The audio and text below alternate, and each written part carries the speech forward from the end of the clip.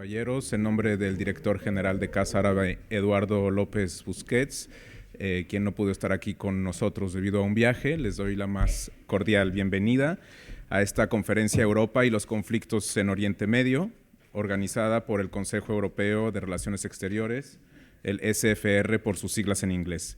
Nos complace tener esta tarde a un destacado panel, Ana Palacio, exministra de Asuntos Exteriores, y Daniel Levy, director del programa de Oriente Medio y Norte de África del SFR, con la moderación de la directora de ES Global, Cristina Manzano.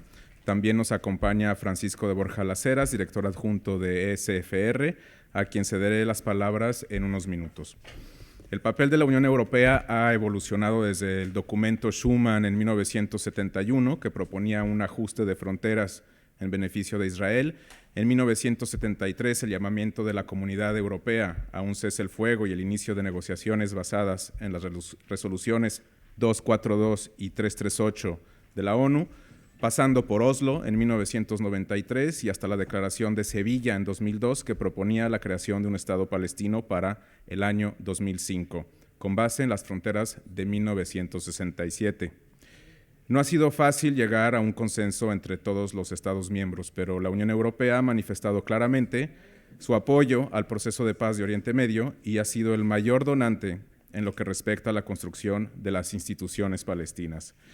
No olvidemos que este papel también ha evolucionado en paralelo al de la política exterior estadounidense, un tema que sin duda se tocará esta tarde, pero que podría tranquilamente dar pie a otra conferencia. Si bien el objetivo de la Unión Europea es una solución de dos estados en la que un Estado palestino independiente, democrático y viable pueda vivir al lado con Israel y sus demás vecinos, la pregunta que se hacen muchos analistas hoy en día es si con la construcción avanzada y sin visos de detenerse de asentamientos judíos en territorio palestino, esta solución continúa siendo viable. En la página web del Servicio de Acción Exterior se afirma que la Unión Europea quiere ver progreso, no solo proceso. Lamentablemente, en la actualidad, las señales de vida de este llamado proceso no son promisorias. Es quizás tiempo de pensar en alternativas políticas más productivas. Y desde luego estas soluciones ya no pueden limitarse a la cuestión palestino-israelí, sino a la región completa, en especial con la hemorragia de Siria y la catástrofe humanitaria que amenaza la estabilidad de los vecinos, Líbano, Irak, Jordania, Turquía, o la marcada competencia geopolítica entre Riad y Teherán en un contexto de luchas sectarias, o las crisis políticas en Egipto y Libia, o más allá los embates en países que parecen periféricos como Yemen o Bahrein, pero cuyo futuro en la dinámica de la región es determinante. La mediación y la diplomacia europeas son cada vez más necesarias y deben ser más creativas ante los cuellos de botella y la polarización creciente que Oriente Medio presenta. Es importante contar con espacios para debatir estas ideas abiertamente y alimentar la formulación de políticas. Casa Árabe es uno de estos espacios. Borja. Bueno, buenas tardes. Muchas gracias, Karen. Muchas gracias a Casa Árabe por albergarnos hoy. Y bueno, yo voy a ser breve porque fundamentalmente vengo aquí a escuchar y aprender. Entonces es un placer tener en el panel a Ana Palacio, destacada miembro de nuestro consejo, y a Daniel Levy, jefe de nuestro programa de MENA SFR. Entonces simplemente diré que en nuestro informe, el European Foreign Policy Scorecard de este año, llegamos a la conclusión que la política exterior europea en 2013 había tenido algunos éxitos parciales. Por ejemplo, el acuerdo de Serbia y Kosovo y el papel facilitador de servicio exterior con Ashton en el acuerdo provisional de Irán. Pero lo cierto es que también la Unión Europea se enfrenta a desafíos muy serios en la vecindad, tanto en la vecindad este, como estamos viendo estos días en Ucrania, y en la vecindad sur. Entonces nos parecía, teniendo en cuenta que vamos a tener pronto una nueva administración europea, creemos que es un buen momento para aportar ideas de visión de cuál es el papel europeo en ambas vecindades. En concreto, hoy vamos a abordar los distintos conflictos en Oriente Medio. Por una parte, Ana nos hablará de Irán y Daniel nos hablará del proceso de paz en Oriente Medio. Entonces, dicho esto, pues nada, muchísimas gracias por su asistencia hoy y esto es todo. Bueno, muchas gracias. Yo también agradezco la presencia de todos ustedes. Para empezar, la colaboración de Casa Árabe por albergar esta conversación y a ECFR por haberme invitado, pero sobre todo agradezco a Ana Palacio y a Daniel Levy por compartir con nosotros sus puntos de vista sobre un tema y sobre un enfoque de un tema, dos temas en realidad, un múltiple tema que nos interesa y nos afecta a todos. Aunque en el programa dice que es una conferencia, queremos plantearlo más bien como una conversación primero entre las personas que están en esta mesa y después más adelante con ustedes, así que están invitados en la segunda parte a preguntar, a comentar, etcétera, siempre con moderación en el uso de los tiempos, porque eso sí, queremos acabar a las 7:30 en punto. Vamos a empezar esta conversación que tiene mucho que ver con el papel de la Unión Europea en toda la región, pero yo querría pedirle a nuestros ponentes que nos hagan un rápido repaso a la situación del contexto en Palestina, por una parte, y en Irán, por otra parte, pero muy rápido. ¿Cuáles son los principales puntos de la situación hoy, con las novedades que han surgido en las últimas pocas semanas? Vamos a empezar por Daniel, por favor.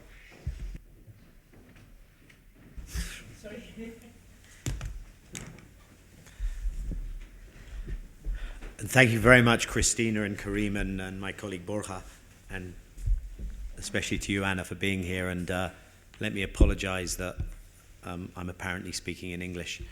So, to very briefly Me disculpo por adelantado por hablar en inglés. Abordar brevemente esta petición de Cristina. Diré lo siguiente, y voy a tratar de ser, como digo, breve.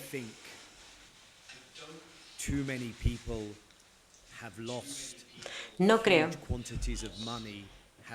que haya demasiadas personas que hayan perdido enormes cantidades de dinero apostando por el éxito del esfuerzo de paz del secretario de Estado Kerry y pensando que en abril 29 de abril iba a haber un acuerdo entre Israel y Palestina, por una sencilla razón. Durante 20 años, más de 20 años ya, desde el acuerdo de Oslo, el proceso de paz iniciado por Oslo mostró signos de una gran resistencia y estabilidad. Pero, sin embargo, ahora la paz parece más lejos que nunca. Y parece una paradoja extraña, pero es como si el proceso se hubiera convertido en parte del status quo, parte de la decoración en Oriente Medio. Y la única diferencia en el actual esfuerzo americano ha sido el compromiso personal del propio secretario de Estado, del secretario John Kerry, cosa que tampoco es desdeñable, pero ha hecho al menos 13 visitas a la región, pero desde luego no es suficiente, porque las estructuras mediante las cuales se gestiona el conflicto palestino-israelí están tan afianzadas que va a requerirse más que la dedicación de un alto diplomático estadounidense a la cabeza del Departamento de Estado para que esto cambie. Y para dejarlo al nivel más básico, pero también el más importante, diré lo siguiente. Existe una enorme asimetría en este conflicto entre los palestinos y los israelíes. Y en cuanto uno se da cuenta y reconoce que Israel es como mucho un desocupador reticente. Es decir, está claro que el legislador israelí no está buscando y rebuscando para crear las maneras de crear un Estado palestino, sino más bien las maneras de evitar la retirada de los territorios ocupados. Y a partir de ahí es fácil de entender el por qué. No basta simplemente con tener el compromiso del secretario Kerry. Y de ahí pasaré a comentar por cómo el proceso en sí se ha convertido en parte de la gestión del status quo. Aunque yo utilizo el término status quo de una manera un poco peculiar, porque no es estático, sino dinámico. Dinámico porque la realidad sobre el terreno cambia, sobre todo de cara a los asentamientos, y es dinámico también porque, por la forma en que los israelíes y los palestinos se plantean en sus mentes el conflicto. También cambia. Los palestinos han perdido su creencia en la posibilidad de la creación de un Estado palestino, y los israelíes están convencidísimos de que la cosa se puede resolver y además sin urgencia. La razón por la que he dicho esto a guisa de introducción es porque creo que Europa posiblemente se le vaya a asignar el papel de lo que yo llamaría el alterador de las reglas del juego accidental. ¿Y por qué digo yo que es accidental? ¿Por qué utilizo esta combinación de términos? ¿Por qué este factor accidental va a ser accidental en el caso de Europa? Porque yo creo que Europa está mucho más cómoda cuando puede acurrucarse detrás de los americanos, es decir, qué bien lo está haciendo Estados Unidos, apoyamos al secretario Kerry, levantamos los pompones como las cheerleaders en el aire y lanzamos vítores y le aclamamos. Sin embargo, Europa está comprometida por sus propias reglas internas y por su propia forma de actuar en su interacción con Israel y los territorios palestinos. Y simplemente al aplicar esas reglas, cosa que hace cada vez más la Unión Europea, estableciendo una distinción con Israel, ya que no hay un boicot europeo a Israel, aún cosa de la que se acusa a menudo a Europa, en cuanto a su relación con la ocupación ilegal y las entidades ilegalmente ocupadas, cosa que no reconoce la Unión Europea, es una anexión ilegal de Cisjordania la que ha hecho Israel según la Unión Europea. Pero a partir de ahí sí pueden pasar cosas interesantes, porque este tipo de entes separados no pueden formar parte de acuerdos comerciales con Europa. Y si Europa utilizara este razonamiento y siguiera esta lógica, es cuando empezaría precisamente a poner el dedo en esa misma llaga que está impidiendo el progreso hoy por hoy. Y yo la identificaría como la impunidad de Israel. Es decir, que los israelíes piensan y perciben que no hay ni coste ni consecuencias por la ocupación ni el status quo. O sea, que al final de cuentas la decisión de los votantes israelíes es muy lógica. ¿Para qué cambiar las cosas?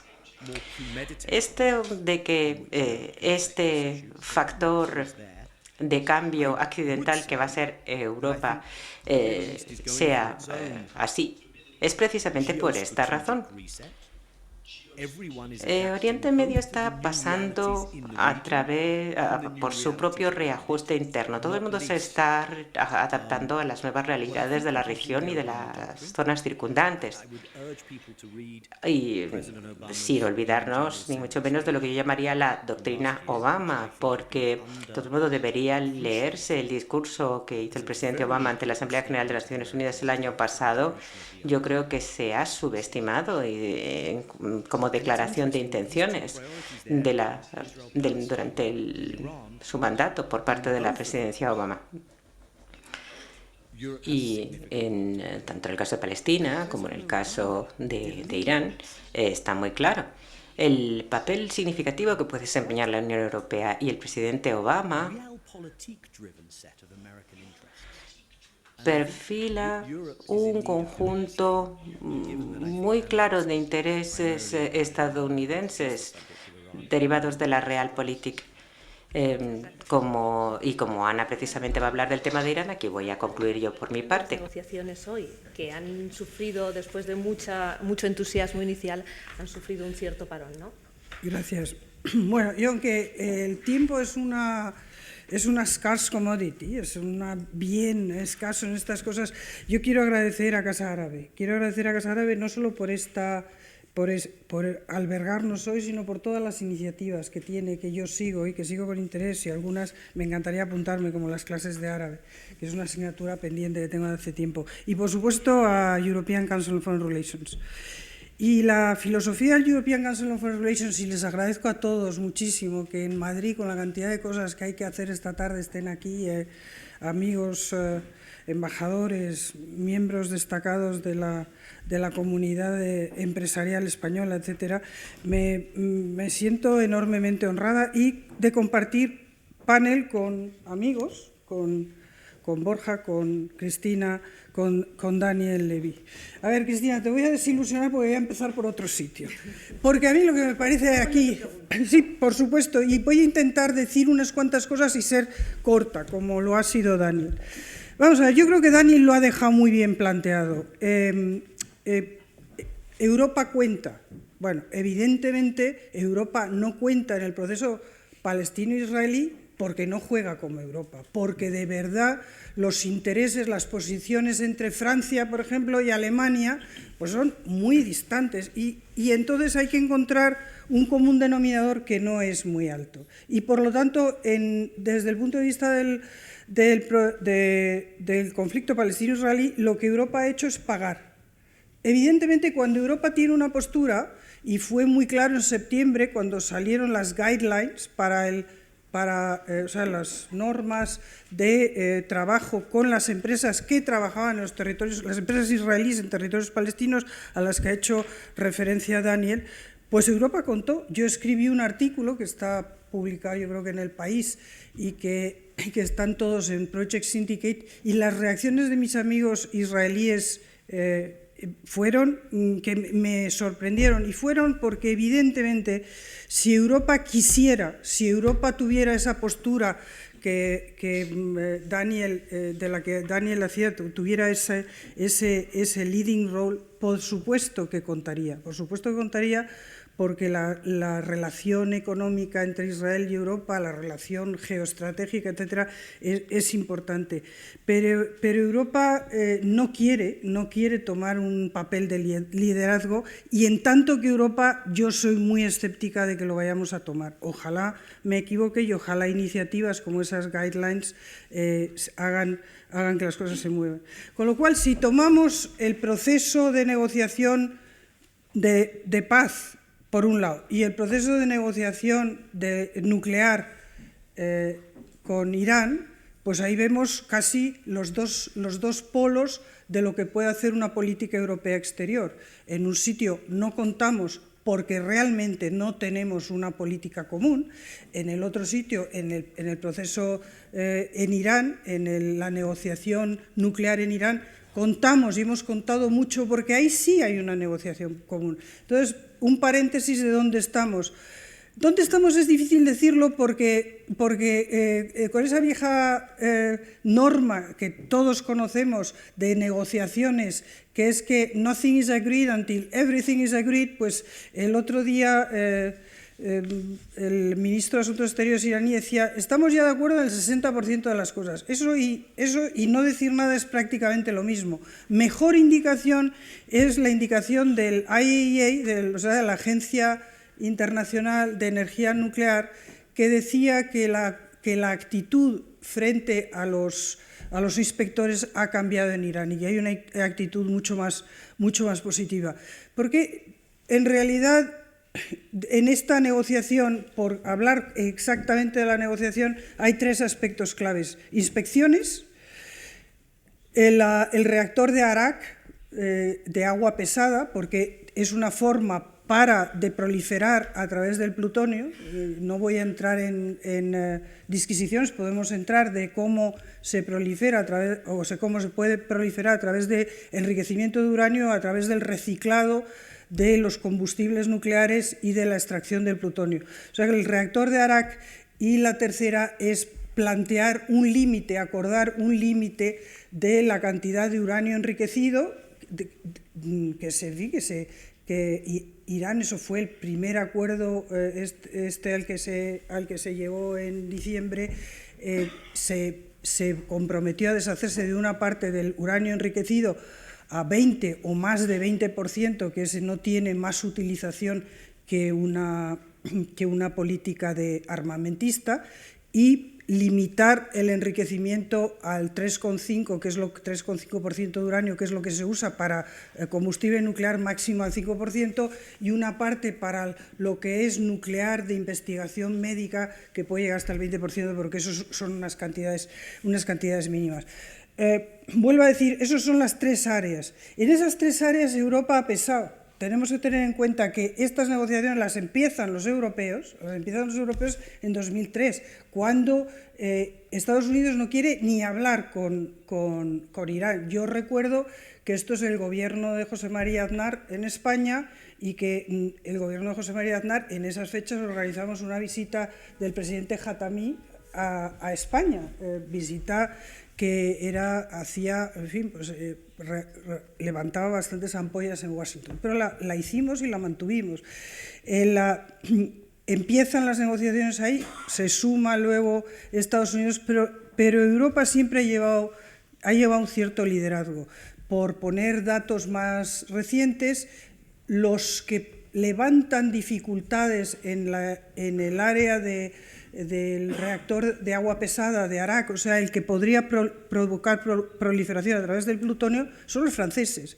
Y en cuanto a las inspecciones, pues Europa también ha estado muy en la primera línea para que estas negociaciones sean negociaciones de verdad. ¿Cuál es mi impresión? Pues que no se sabe. Yo creo que hay una cierta intención por parte de los iraníes, pero tampoco se ve una muy clara posición. Los iraníes, desde luego, en estos momentos, y yo eso también lo he escrito, no han dejado de lado su programa de tener una breakout capacity, es decir, de estar como está Alemania o como está Japón, que es que en 3 meses pueden tener una bomba. Y estamos en eso. La negociación hoy no es que Irán no tenga un programa nuclear armamentístico, sino que Irán se quede a 3 meses de la bomba o a 18 meses de la bomba. Yo creo que en estos momentos ya 18 meses ni se aspira a ello, y se aspira mucho menos. Esto es para decir dónde estamos, que es que, bien, hay signos esperanzadores, pero yo he tenido ocasión, por cierto, con el European Council of Foreign Relations, de participar en un viaje a Irán, y la verdad es que las discusiones con los responsables en Irán, pues la impresión clara es esta, es que primero se ha aislado lo que es el programa nuclear de enriquecimiento de uranio, no se habla nada de las cabezas, o sea, los portadores, los misiles, el programa de misiles que sigue adelante, ni se habla de ninguna de las otras cuestiones. Por lo tanto, ahí lo dejo. Primera idea clara es que la Unión Europea, cuando tiene una política exterior, cuando tiene una posición, cuenta, que en el proceso palestino-israelí podríamos contar, que cuando hemos tomado alguna medida hemos contado, y vuelvo a decir las reacciones enormes que hubo cuando se tomaron esa medida de guidelines, pero yo coincido con Daniel en que digamos que la política israelí en estos momentos es una política enormemente racional, porque en el fondo la situación en Israel desde el punto de vista de seguridad ha mejorado muchísimo y no hay ningún incentivo importante para llegar a unos acuerdos que indudablemente representarán unos sacrificios importantes por parte palestina, pero que también representarán unas cesiones por parte israelí. A mí lo que me interesa de este tema va mucho más allá y me parece que lo que hay que ver es lo que es el cubo Rubik de esa región y el papel que juega Irán y el papel que juega el proceso de paz palestino-israelí.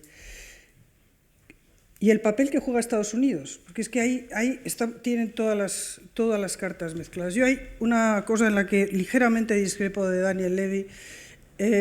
Obama es el primer presidente norteamericano que en su segundo mandato no tiene ninguna ambición de política exterior. Todos han querido hacer algo. Clinton, todos, Bush, todos, con mayor o menor acierto. Los podemos criticar más o menos, pero todos han tenido el legado de Obama. Todos han querido dejar un legado de política exterior. Obama solo tiene un objetivo, dejar un legado que es arrinconar al Partido Republicano de forma que el Partido Republicano se convierta en un partido casi residual, cosa a la que, por cierto, los republicanos, y lo he dicho ayer en Washington, estas mismas palabras, le están ayudando a Obama grandemente en esa consecución, que creo que para los Estados Unidos no es una cosa buena, porque tener un partido arrinconado no tiene, en el caso de los Estados Unidos, por la estructura que tiene, no tiene demasiado sentido. Pero, por lo tanto, tenemos uno Estados Unidos, y ahora distingo, antes he hablado de Obama. Obama, un presidente que no tiene una ambición de política exterior, no la ha tenido, y desde luego en estos momentos no la tiene en absoluto. Y luego un Estados Unidos que ha cambiado yo creo que en dos aspectos fundamentales. Por una parte, los americanos han vuelto un poco europeos. Los americanos hasta ahora, el relato, lo que llaman ellos la narrative del freedom, o sea, tenían un sentimiento de que la misión excepcional, ese excepcionalismo de los Estados Unidos, ese Bacon, la ciudad en lo alto de la colina, esa idea era que había un compromiso de Estados Unidos de defender la libertad, en términos generales.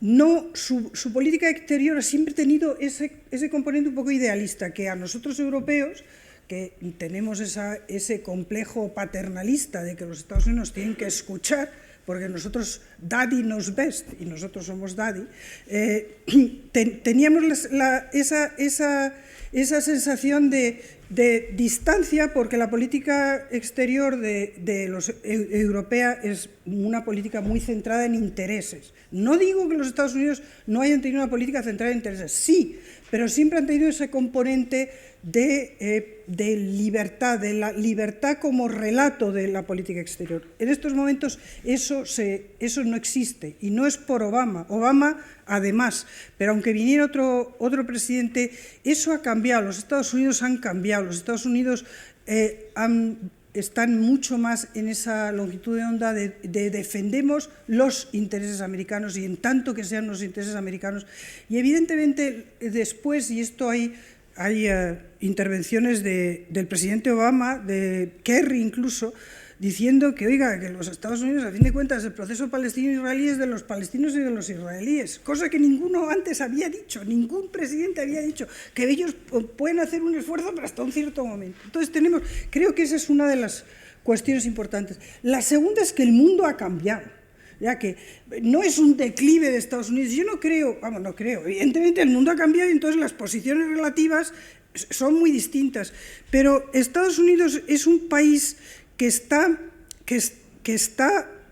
organizado en relaciones bilaterales. De hecho, multilateralismo entra en la mentalidad americana como todos los ismos, pero como todos los ismos hablo de fascismo, comunismo, no les gustan los ismos, ellos la cosa bilateral. Y por lo tanto la Guerra Fría estaba hecha para esa relación bilateral. La Guerra Fría y la posguerra fría, en donde hay una hegemonía americana, pero que en el fondo se sabe muy bien quiénes son los nosotros y quiénes son ellos. Hoy en día, claro, para una mentalidad americana, no es ya que haya actores estatales, actores paraestatales, tipo Al-Qaeda, etcétera. No, es que hoy los rusos que sin uniforme, que sin señas de uniforme, y estoy hablando de señas de uniforme, Convención de Ginebra o convenciones de Ginebra, que están basadas en eso, en los uniformes. Los rusos que sin uniforme han intervenido en Ucrania, ¿qué son? Actores estatales, actores no estatales, y esa cuestión de este mundo nuevo, Estados Unidos necesita un periodo de adaptación y evidentemente este presidente que no le interesa la política exterior, que además realmente está aislado, Kerry no tiene relación con el presidente está rodeado de unos cuantos asesores, es de una de las casas blancas más cerradas en sí misma y por lo tanto tendremos que ver esa adaptación. A mí no me cabe duda que los Estados Unidos se adaptarán, no me cabe ninguna duda. Y cuando se habla de retirarse los Estados Unidos, por supuesto que se van a retirar, van a jugar un papel distinto, pero no siguen 4,9% del PIB americano en gastos de defensa, con todos los recortes y con todo lo que se quiera, 4,9%. Los europeos 1,9%, Japón 1%. Ahí hay algo que va a tener que cambiar y que lo vamos a tener que cambiar también los europeos. Es que los americanos en esa evolución, en esa adaptación a este nuevo mundo, en ese cambio de humor, de sentimiento de los ciudadanos americanos, ya no están dispuestos a que nosotros vayamos de gratis y que ellos pongan el ejército, pongan esto. Una última idea, porque creo que es importante. Vamos a ver, ¿cuál es la importancia de Irán? Ninguna de las cuestiones de esa región se pueden resolver sin que Irán esté de acuerdo, sin que Irán apoye. Ni va a haber una mediana situación armónica en Irak, ni en Afganistán, ni en el Golfo. Si Irán y no estoy hablando ni de Hezbollah, que evidentemente, ni de Líbano, ni de Siria, que todo esto. Entonces, la parte positiva es que este acuerdo muy limitado, si se lleva a cabo en los plazos, da pie a empezar a hablar de de la estabilidad de Afganistán, de la estabilidad de Irán, de Siria. En Siria, a ver, hablamos del proceso de paz palestino-israelí, pero lo que está pasando en Siria es una cosa que que acongoja. Y no se solucionará ninguno de esos aspectos sin la participación de Irán. ¿Qué pasa aquí también? Que no hemos hablado, el elefante en la habitación es Arabia Saudí, porque esa mejora de relaciones con Irán, sumada a una percepción de que Estados Unidos se está retirando, sumada a otra cuestión que tenemos que poner sobre la mesa, cómo está cambiando la política energética por la autosuficiencia de Estados Unidos, que también entra en juego en todo esto, hace que Arabia Saudí ha tomado una postura de obsesión anti-iraní absolutamente, que centra hasta ejemplos que esto, Daniel, espero que salte al rebote, porque lo hemos visto recientemente, hemos estado juntos en Riad y estaba claro, y en esa ecuación tampoco vamos a poder solucionar la cuestión con Irán si no metemos a Siria, pero sobre todo si no metemos a Arabia Saudí. Con lo cual, termino por donde he empezado. Esa región es un cubo Rubik esa región es un cubo Rubik, pero los europeos tenemos que saber que nos tenemos que implicar porque que el mundo ha cambiado y que los Estados Unidos han cambiado y que nosotros tenemos que entrar en mayor protagonismo. No soy optimista porque le dejo esa parte, si hubiera sido Daniel pesimista y yo polémicamente hubiera sido más optimista. No soy optimista porque creo que en la situación en la que estamos en Europa no veo la decisión política de verdad dar un paso adelante en crear una auténtica política exterior que vaya más allá de casos muy aislados que son la excepción y no la regla, que es lo que deberíamos de tener. Muchas gracias, Ana. Cuando hablabas del elefante en la cacharrería, creía que ibas a mencionar el otro elefante que está ahora rondando, que es Rusia. Pero creo que después hablaremos también de Sí, pero de Rusia. ya se metía Rusia, entonces ya metemos... Y China, también tenemos que meter, porque también hay... Pero vamos, estos son los que están más cercanos de la cacharrería del momento. De los cacharros. De todas maneras, quiero también retomar una idea que has lanzado para continuar con Daniel. Dices que Obama no tiene una ambición exterior, pero sin embargo mucha gente, muchos analistas han señalado precisamente la negociación con Irán como la gran ambición exterior de Obama, como el tema que tenía que dejar resuelto. Pero entonces déjame que lo diga yo, porque claro, eso no es Obama.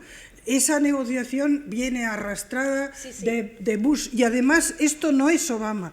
Esta es una negociación muy interesante desde el punto de vista de estudiar Estados Unidos, porque es un éxito de un ejército de señores con traje, de hombres de negro, para entendernos, que los diseminaron por el mundo entero, que yo los he recibido en frente, me han venido a ver primero en el Banco Mundial, para amenazarme todas las penas del infierno, como no quisiéramos cambiar nuestra política como Irán. Y veo aquí a Esther Alcocer que está diciendo que sí, que estoy segura que les han ido a ver. Luego a mí me vinieron a ver cuando estaba con Areva, porque evidentemente Areva, los negocios con Irán. Y ese ha sido el éxito. O sea, que ha sido una política muy poco americana en lo que entendemos. Ni ha intervenido el ejército, ni ha sido de alto nivel, ni ha tenido grandes florituras. Esto ha sido una serie de hombres grises que han ido a ver a todo el mundo, de nuevo con apoyo de Estados Unidos, de la Unión Europea, pero que el apoyo lo que arranca es de que el gobierno, y esto no es el gobierno, no es la administración Obama, es la administración Bush, mete en esta política a los bancos, los grandes bancos americanos, y al meter en esta política a los grandes bancos americanos, todos los otros intermediarios financieros tienen que seguir.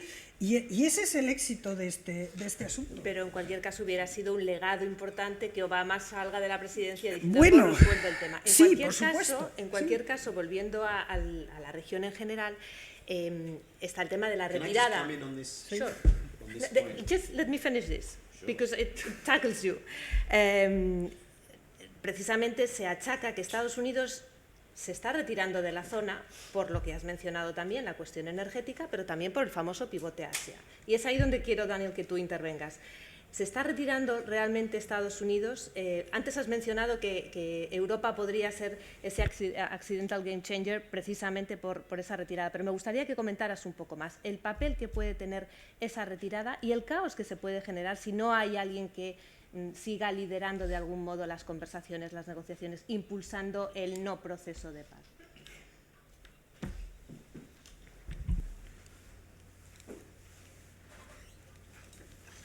Even if just for the fun of being devil's advocate, I'll be a defender of the Obama administration. Aunque sea solamente para entretenerme a jugar al abogado del diablo, voy a defender la administración Obama. Este es un papel totalmente nuevo para mí.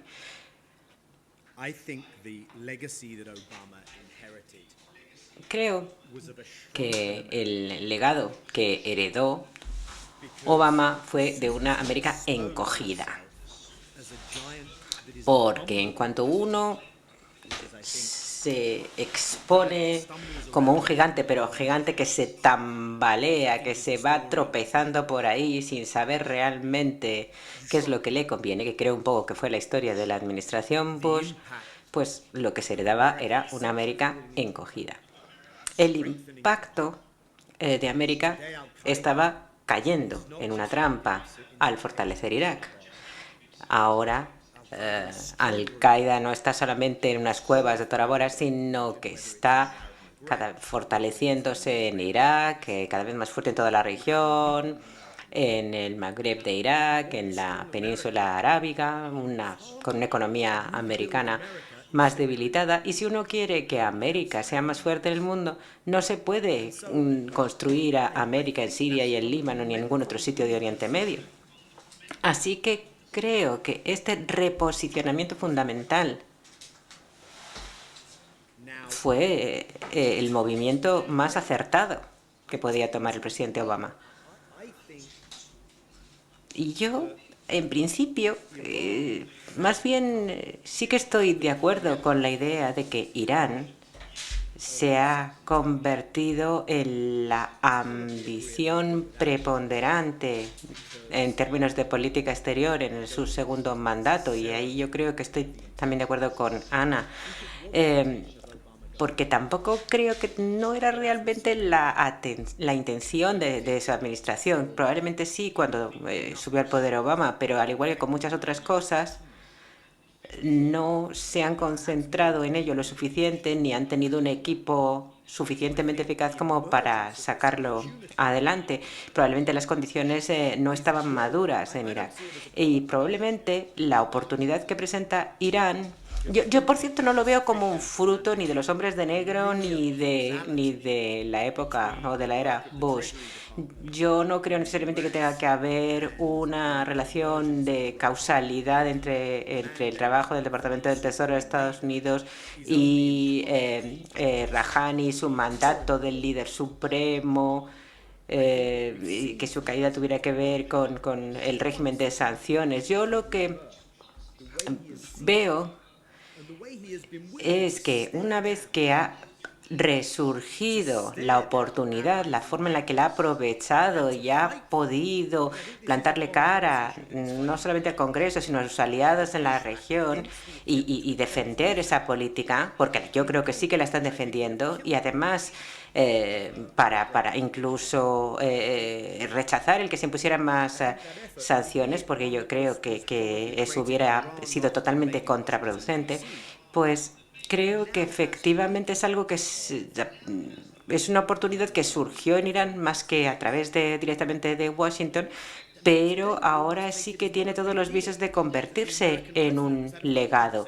Y ahora, vamos, casi damos por sentado y nos parece casi lo más normal del mundo que hayan estado al teléfono el presidente de Estados Unidos y el de Irán o sus ministros de Asuntos Exteriores, el secretario de Estado, se reúnen cada semana. Entonces, bueno, que se han reunido la semana pasada, qué bien, a lo mejor no han estado hablando de fútbol incluso.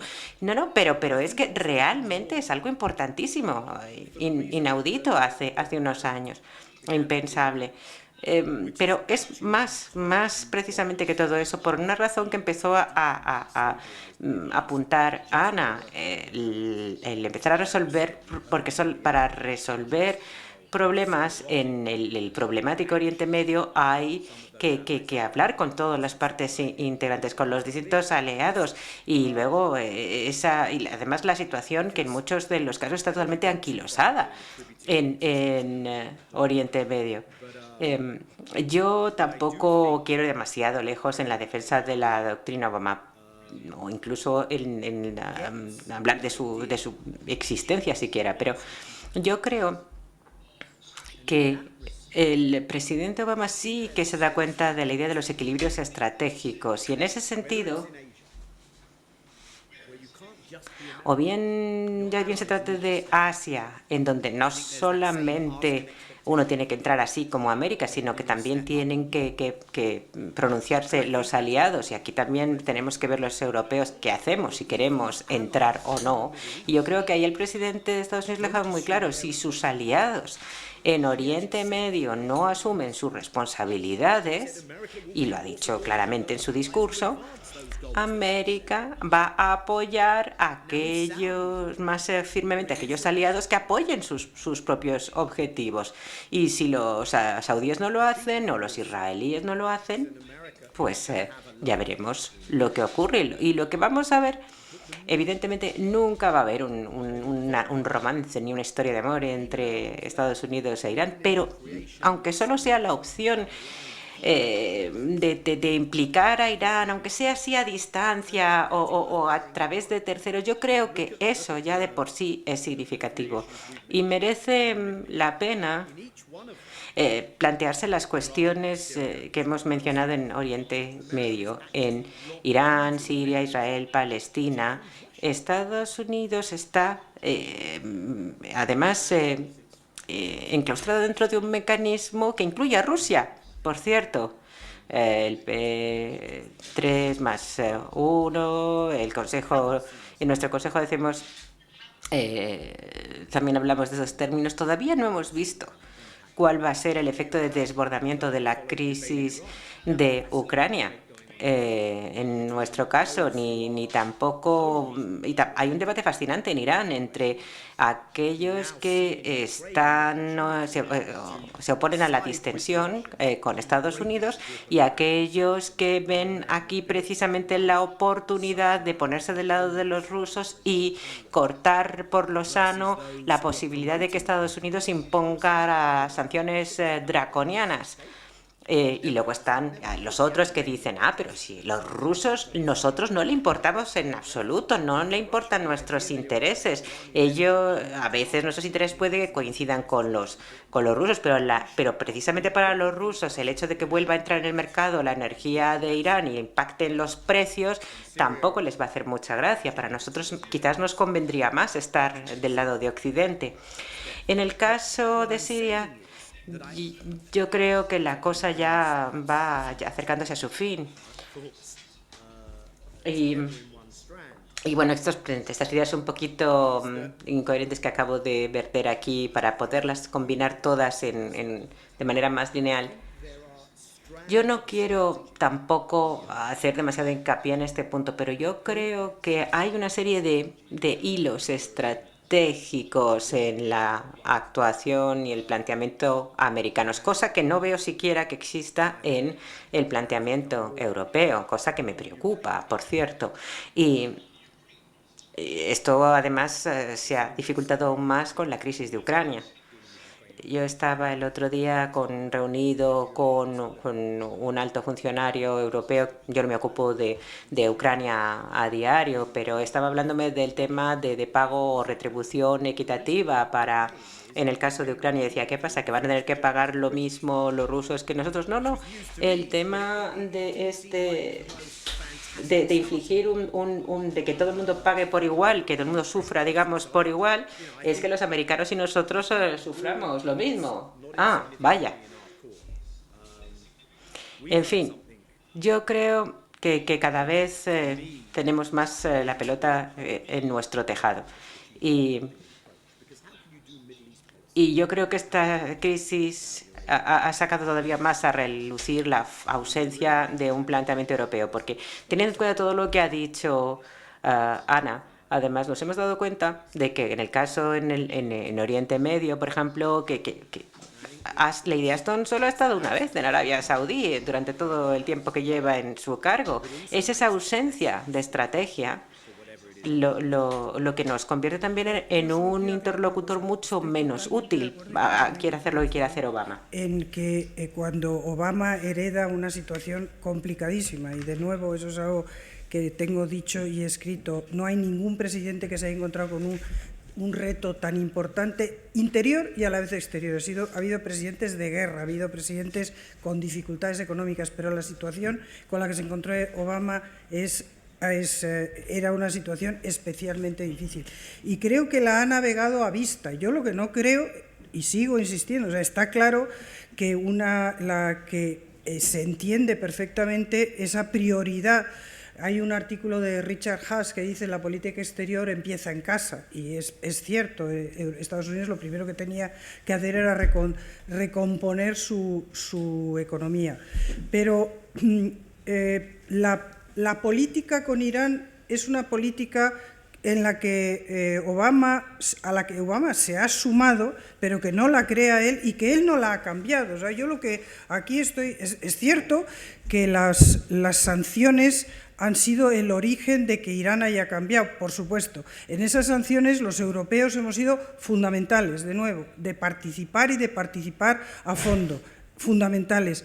Eso Irán, vamos a ver, el presidente lo hereda. Y si yo he puesto de relieve ese ejército de hombres grises, es porque me parece que eso sí que es algo nuevo para los Estados Unidos y que tiene un potencial enorme. Es decir, los Estados Unidos utilizar palancas indirectas, en el fondo, hacer política a la europea de soft power, de forzar a sus grandes actores económicos a entrar en una proyección estratégica. Déjame que sí. Quiero volver a Europa, precisamente ligado a todo esto, porque Europa no tiene una estrategia clara de política exterior en general, no la tiene con respecto a Oriente Medio, ha tenido un papel interesante en Irán porque ha habido esa voluntad que no existe, pero hasta qué punto, ahora que hay encima de la mesa otra crisis mucho más acuciante, mucho más cerca y mucho más directa, que es la del este de Europa, la Unión Europea va a querer tener algún papel más relevante en ese Oriente Medio, tan complejo y que muchas veces se ha dado por perdido.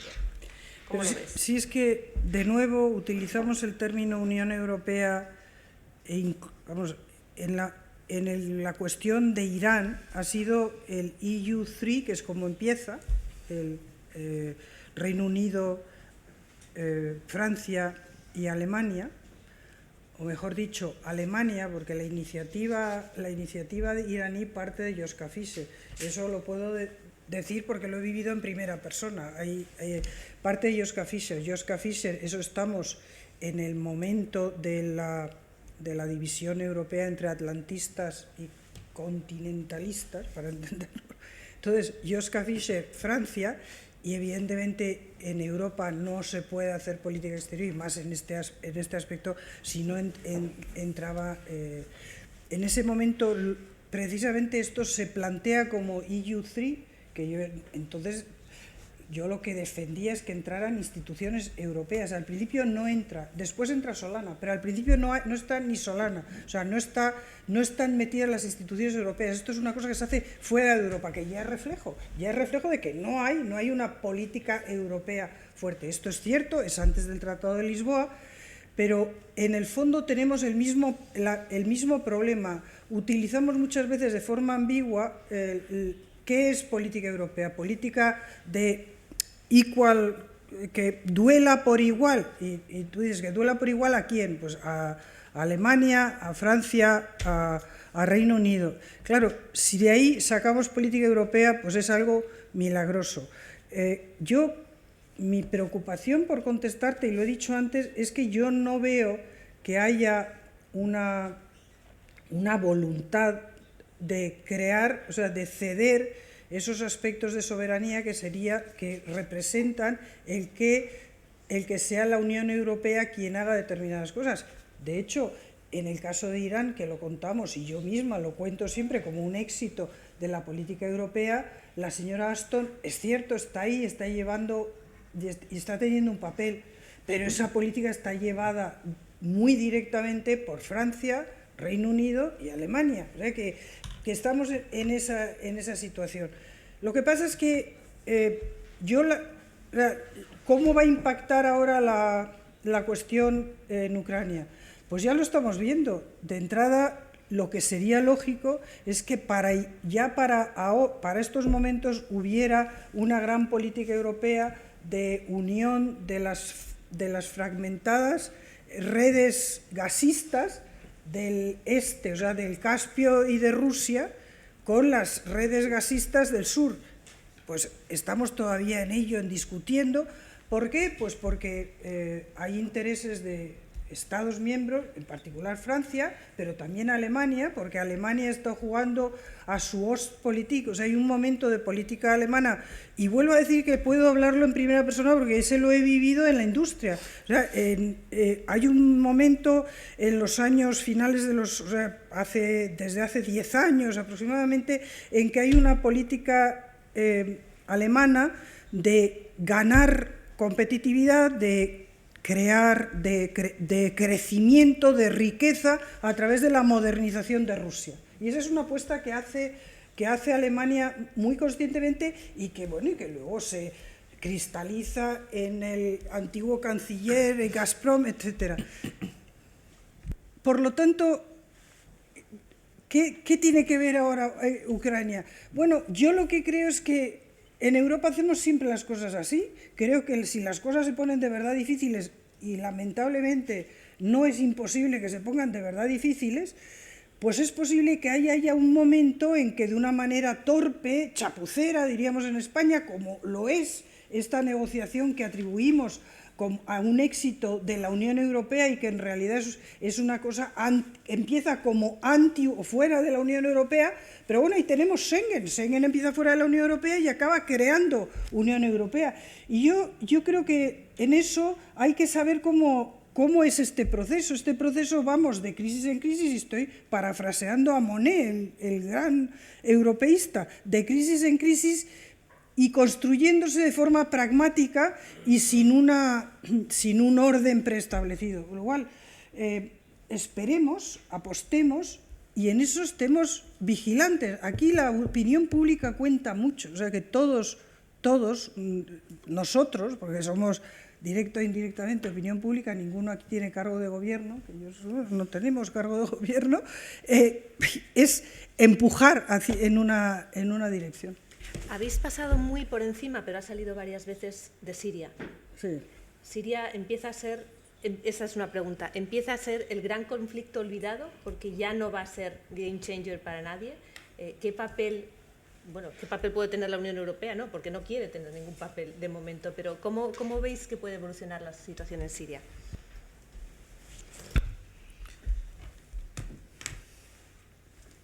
One can look at the situation today in Syria and say that the regime has Efectivamente, retaken Kiev. en cuanto a la situación en Siria, se puede decir que el régimen ha retomado áreas clave, cambiado su estrategia.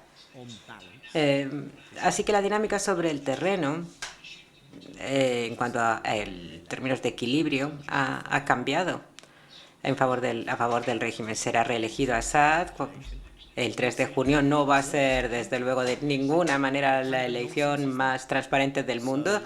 Hemos mandado observadores europeos a Egipto, pero qué tonterías son estas. Y cuando se llegó a la idea en Ginebra de hablar de un organismo de transición provisional cuando se acaba de elegir, pero qué propósito tiene. Y en segundo lugar, existe un cierto consenso en la mayoría de Europa de que la cuestión de Siria tiene que ver con la lucha contra el terrorismo. Hay consenso no solo digo en Europa, sino en toda la región. Ahora Siria se la está contemplando desde esa perspectiva. Y la cosa no tiene buena pinta desde la perspectiva de conseguir que deje el poder el presidente Assad. Yo argumentaría que apostamos muy fuerte y de manera muy ingenua con la oposición en el exilio. No hemos conseguido sacarles rentabilidad ni conseguir tampoco apoyar a esa oposición por la propia dinámica de la propia oposición en Siria. Y Ginebra II está, como decía también yo antes, acabado. Y yo creo que la única posibilidad que existe hasta cierto punto de estabilizar la situación en Siria, bueno, primero también diré que merece cierto reconocimiento Europa por lo que ha hecho, porque uno diría, vale, sí, dar dinero es muy fácil. No, pero es verdad, realmente hay que ser más generoso en cuanto a la evaluación de los esfuerzos humanitarios y que ha realizado Europa, ONGs y realmente mucha gente que ha dado su vida, literalmente. Pero creo que, como decía, la única opción que parece disponible para una desescalada de la violencia y para limitar el alcance de la tragedia humanitaria y estabilizar la situación de Siria sería conseguir que los distintos elementos que respaldan a las partes en conflicto también intervengan y conseguir que participen, porque tenemos un gobierno respaldado de Siria, respaldado por Rusia, un tercer, digamos, círculo que está impulsando a Irak, a su vez que está impulsando a las facciones locales en Siria. Y nos podemos encontrar en una situación como ocurría con la de las armas químicas, en la que a lo mejor Putin quiere hacer algo positivo en la escena internacional y de repente decide volver a intervenir en la cuestión de Siria de una forma que no hemos visto, como ocurrió con el tema de las armas químicas. No creo que sea probable, pero probablemente otra cosa más probable sería hacer algo que hubiera habido que hacer antes ya. No parece que vaya a resultar mucho más fácil ahora. Sería implicar directamente a Irán y sería más posible y tendría más visos de probabilidad si tuviéramos un acuerdo en términos nucleares con Irán, porque esto daría un empoderamiento al pueblo iraní que también acumularía más poder, porque ahora el saber si Rouhani y Sharif pueden tener realmente impacto sobre la cuestión de Siria no sabemos, porque todo depende aquí de la Guardia. El poder está concentrado en manos de la Guardia Revolucionaria en Irán. Eso nos permitiría intervenir, pero esa intención o esa disposición a intervenir por parte de Irán no oímos mucho cuando lo visitamos, pero sí que hay una cierta sensación de obsesión o de acorralamiento por parte de Arabia Saudí a Irán. Y no solamente esto se siente en Irán, sino también en sus países vecinos.